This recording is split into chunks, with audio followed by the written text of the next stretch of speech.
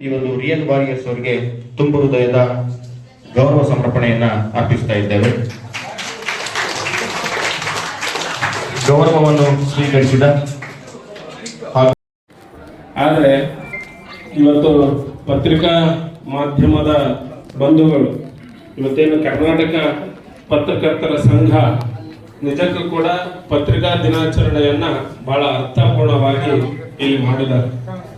ಯಾಕಂತಂದ್ರೆ ಮನೆಗಿಂತ ಈ ನಗರವನ್ನು ಸ್ವಚ್ಛಗೊಳಿಸುವಂತಹ ಅವರು ಕಾರ್ಮಿಕರು, ಪೌರ ಕಾರ್ಮಿಕರು, ಅವರಿಗೆ ಸನ್ಮಾನವನ್ನ ಮಾಡುವುದರ ಮೂಲಕ ಇವತ್ತು ಪತ್ರಿಕಾ ದಿನಾಚರಣೆಯನ್ನು ಅರ್ಥಪೂರ್ಣವಾಗಿ ನಮ್ಮ ಈ ಪತ್ರಕರ್ತರ ಸಂಘ ಆಚರಿಸಿದೆ ಅನ್ನುವಂಥದ್ದು ನನ್ನ ಭಾವನೆ. ನಿಜಕ್ಕೂ ಕೂಡ ಇವತ್ತೇನು ಕಸ ಹೊಡೆಯಲು ಇರ್ಬೋದು, ಅದನ್ನ ಸ್ವಚ್ಛತೆಯನ್ನ ಮಾಡೋರು ಇರ್ಬೋದು, ಮತ್ತು ಎಲ್ಲರಿಗೂ ನನ್ನ ನಮಸ್ಕಾರಗಳು. ವೇದಿಕೆ ಮೇಲೆ ಆಸೀನರಾದ ಅವರಿವರನ್ನದ ಎಲ್ಲ ಗಣ್ಯಮಾನ್ಯರಿಗೂ ನನ್ನ ನಮಸ್ಕಾರಗಳು.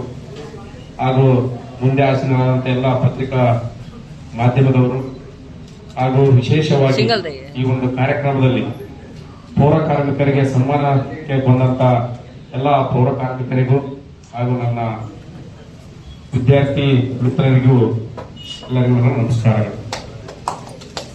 ಈಗ ಇದು ನಮ್ದು 2ನೇ ಫಂಕ್ಷನ್.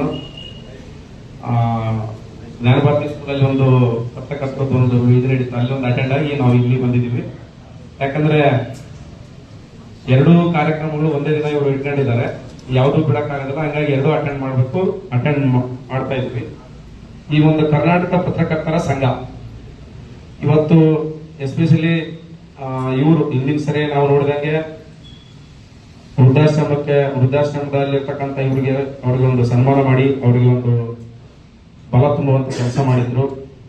ಈ ಸರಿ ಪೌರ ಕಾರ್ಮಿಕರಿಗೆ ಒಂದು ಸನ್ಮಾನ ಕಾರ್ಯಕ್ರಮ ಇಟ್ಕೊಂಡಿರೋದು ಇದು ತುಂಬಾ ಅರ್ಥಗರ್ಭಿತವಾದ ಒಂದು ಕಾರ್ಯಕ್ರಮ ಅಂತ ನಾನು ಹೇಳಲಿಕ್ಕೆ ಇಚ್ಛೆ ಪಡ್ತೀನಿ.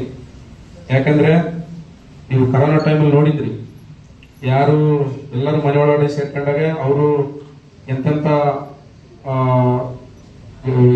ಗಲೀಜು ಕ್ಲೀನ್ ಮಾಡೋದ್ರಿಂದ ಹಿಡ್ಕೊಂಡು ಎಲ್ಲ ಒಂದು ಆ ಕರೋನಾ ಟೈಮಲ್ಲಿ ಅವರೊಂದು ಕರೋನಾ ವಾರಿಯರ್ಸ್ ಆಗಿ ನಮ್ಮ ಜೊತೆಗೆ ತುಂಬಾನೇ ಕೆಲಸ ಮಾಡಿ ಈ ಒಂದು ಸಮಾಜವನ್ನು ಉಳಿಸುವಂತ ಸ್ವಚ್ಛತೆಯನ್ನು ಇಡುವಂತ ಒಂದು ಕೆಲಸವನ್ನು ಮಾಡಿರ್ತಕ್ಕಂಥವ್ರಿಗೆ ಈ ದಿನ ಈ ಒಂದು ಸನ್ಮಾನ ಕಾರ್ಯಕ್ರಮ ಇಟ್ಕೊಂಡಿರೋದು ನನಗೆ ಬಹಳ ಒಂದು ಅರ್ಥಗರ್ಭಿತ ಮತ್ತು ತುಂಬಾ ಖುಷಿ ಆದಂತ ವಿಚಾರ ಅಂತ ನಾನು ಹೇಳಲಿಕ್ಕೆ ಇಷ್ಟಪಡ್ತೇನೆ.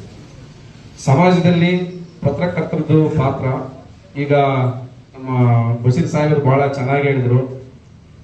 ಈಗ ನಮಗೆ ಒಬ್ಬ ಪೊಲೀಸ್ ಆಫೀಸರ್ಗೆ ಅಥವಾ ಯಾವುದೋ ಒಂದು ಗೌರ್ಮೆಂಟ್ ಸರ್ವೆಂಟ್ಗೆ ನಮ್ದೇ ಆದ ಒಂದು ಕಾನೂನಲ್ಲಿ ನಮಗೆ ಒಂದು ಪ್ರೊಟೆಕ್ಷನ್ ಇರುತ್ತೆ. ಈಗ ಅದೇ ನೀವು ಒಬ್ಬ ಪತ್ರಕರ್ತ ಯಾವುದೋ ಒಂದು ಏರಿಯಾದಲ್ಲಿ ಏನೋ ಒಂದು ಇಲ್ಲಿಗಲ್ ಆಕ್ಟಿವಿಟೀಸ್ ನಡೀತಾ ಇದೆ ಅಥವಾ ಏನೋ ಒಂದು ನಡೀತಿದೆ ಅಂತ ಹೇಳಿ ಅದನ್ನ ಒಂದು ವರದಿ ಮಾಡಲಿಕ್ಕೆ ಹೋದಾಗ ಅವ್ರಿಗೆ ಯಾವುದೇ ರೀತಿಯ ಒಂದು ಪ್ರೊಟೆಕ್ಷನ್ ಇರೋದಿಲ್ಲ. ಆ ಒಂದು ರಿಸ್ಕ್ ತಗೊಂಡು ಆ ಒಂದು ಥ್ರೆಟ್ ಅನ್ನು ತಗೊಂಡು ಆ ಒಂದು ವಿಚಾರವನ್ನು ಇದನ್ನ ಮಾಡಿ ಬಿತ್ತರಿಸಿ ಅದನ್ನ ಒಂದು ರೆಕಾರ್ಡ್ ಮಾಡಿ ಈ ಸಮಾಜಕ್ಕೆ ಏನ್ ನಡೀತಾ ಇದೆ ಅನ್ನೋದನ್ನ ಅವರು ಹೇಳ್ತಾ ಇರ್ತಾರೆ. ಆ ಟೈಮಲ್ಲಿ ಅವ್ರಿಗೆ ಆಗುವಂತ ಅಸಾಲ್ಟ್ ಇರ್ಬೋದು ಅಥವಾ ಥ್ರೆಟ್ ಇರ್ಬೋದು, ಅದಕ್ಕೆ ಅವ್ರಿಗೆ ಯಾವುದೋ ಒಂದು ಪ್ರೊಟೆಕ್ಷನ್ ಇರೋದಿಲ್ಲ. ಆ ಒಂದು ಎದೆಗುಂದದೆ ಆ ಒಂದು ಧೈರ್ಯದಿಂದ ಆ ಒಂದು ವಿಚಾರಗಳನ್ನ ಅವರು ಈ ಸಮಾಜಕ್ಕೆ ಬಿತ್ತರಿಸ್ತಾ ಇರ್ತಾರೆ. ಈಗ ನೀವು ಸಮಾಜದಲ್ಲಿ ನಮ್ದು ಯಾವುದೇ ನಮ್ದು ಬ್ಯೂರೋಕ್ರಸಿ ಸಿಸ್ಟಮ್ ಅಂದ್ರೆ ಎಕ್ಸಿಕ್ಯೂಟಿವ್ ಏನಿದೆಯಲ್ಲ, ಕಾರ್ಯಾಂಗದ ಒಂದು ವಿಧಾನ, ನಾವು ಸರಿಯಾಗಿ ಒಂದು ಕೆಲಸ ಮಾಡಲಿದ್ದಾಗ ಅವರು ಅದನ್ನ ಕಣ್ಣು ತೆರೆಸುವಂತ ಕೆಲಸವನ್ನು ತುಂಬಾ ಮಾಡ್ತಾರೆ. ಈ ಉದಾಹರಣೆ ಯಾವುದೋ ಒಂದು ನಮ್ಮ ಈ ಒಂದು 2 years 2.5 ವರ್ಷದಿಂದ ಕೂಡ್ಲಿಗೆ ಕಳ್ಳರಿಗೆ ಸೇಫ್ ಸಿಟಿ ಅಂತೇಳಿ ಒಂದು ಬಂತು. ಅವಾಗ ನಮಗೆ ಒಂಥರ ಬಹಳ ಮುಜುಗರ ಆಯ್ತು. ಏನಪ್ಪಾ ಅಂತ ಕಳ್ಳತನಗಳು ಆಗ್ತಾ ಇದ್ವು, ಅದನ್ನು ಬರೆದದ್ದು ನಿಜ ಇದೆ.